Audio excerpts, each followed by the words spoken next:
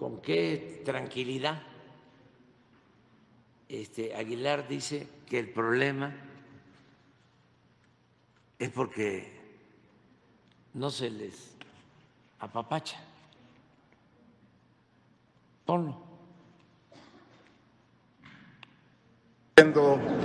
Muchos mexicanos la oportunidad de devolverle a la comunidad cultural la atención, el cuidado, a veces hasta el apapacho que tenía del gobierno, pero nada más ni nada menos que lo que la propia Xóchitl le promete a todo el país. Un gobierno de unidad, no de división, en donde los valores rectores sean la vida, la verdad. Pienso en que había, por ejemplo, una política en materia de cultura profundamente generosa y profundamente libre, en el sentido de que películas, por ejemplo, brutalmente críticas del gobierno, del régimen, del PRI, eran financiadas con bastante generosidad por fondos gubernamentales a través de instancias en las que esos proyectos se ganaban ese fondo. No había este condicionamiento que hay, por cierto, no solo con la comunidad cultural, sino quizá mucho más gravemente con los beneficiarios de los programas sociales, que es: te doy para que votes por mí, y si no votas por mí, te lo voy a quitar o te lo van a quitar. Ese impudor, ese descaro, esa extorsión no existía en el mundo de los programas sociales en México, ni existía en el mundo de la cultura en sus relaciones con el gobierno y con el Estado. Ese es el fondo del asunto. ¿Qué pasaba?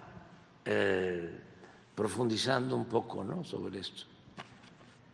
Pues sí podían financiar la ley de Herodes, que no sé si la financió el gobierno, o cualquier película crítica, o desenlatar Rojo Amanecer. Sí. Pero ¿cuándo la revista de Aguilar hizo un cuestionamiento a Salinas o a Zedillo? Pero además, ¿cómo comparar? ¿Sí? El que nos permitieron ver Rojo Amanecer, cuando apabullaba a Televisa,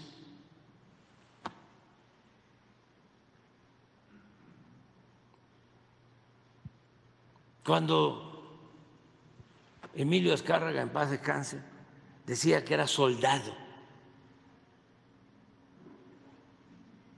del presidente.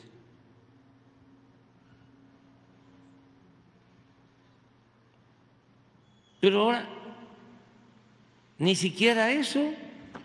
Presidente, no hay ningún equilibrio, nada.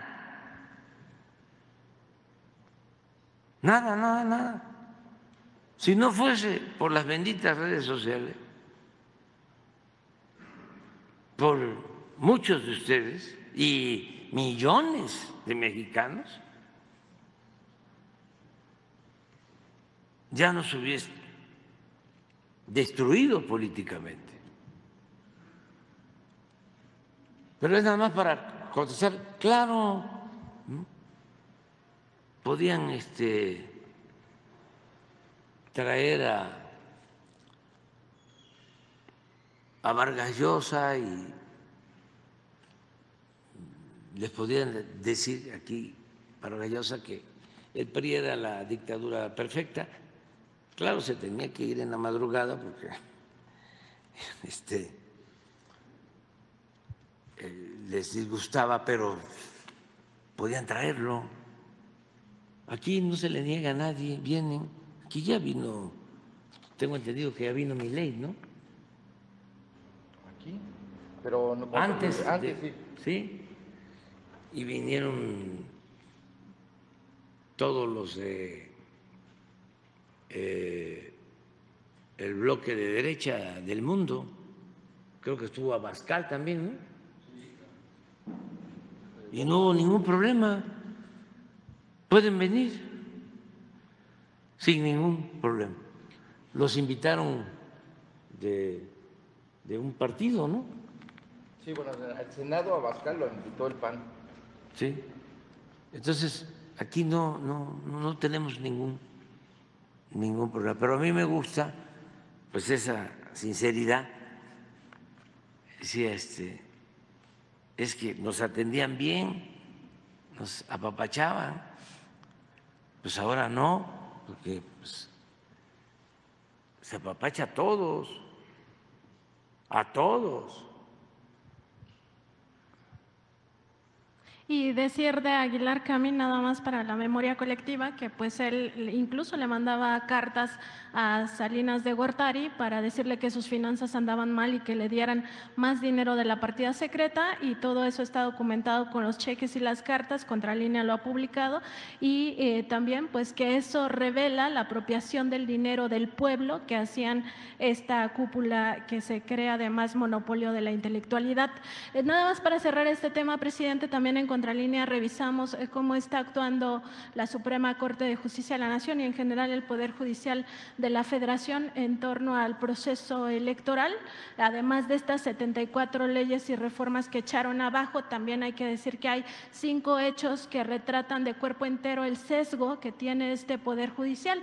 El primero de ellos tiene que ver con esta declaración que hizo el 28 de agosto de 2023 Norma Piña, la presidenta de la Suprema Corte, de que si el legislativo no les asignaba el dinero que ellos estaban pidiendo, una millonada por supuesto, pues entonces no iba a haber una transmisión de poder pacífica ni democrática en México en 2024. Ese es el primer hecho importante. El segundo de ellos es la cena que reveló el diario Milenio, ocurrida el 12 de diciembre del año pasado, en la cual se reunió con 3 magistrados del Tribunal Electoral del Poder Judicial de la Federación, el Día de la Virgen de Guadalupe, además también como paréntesis, con el presidente del PRI, Alito Moreno, y con esto ocurrió en la casa de otro ministro, González Alcántara Carranca.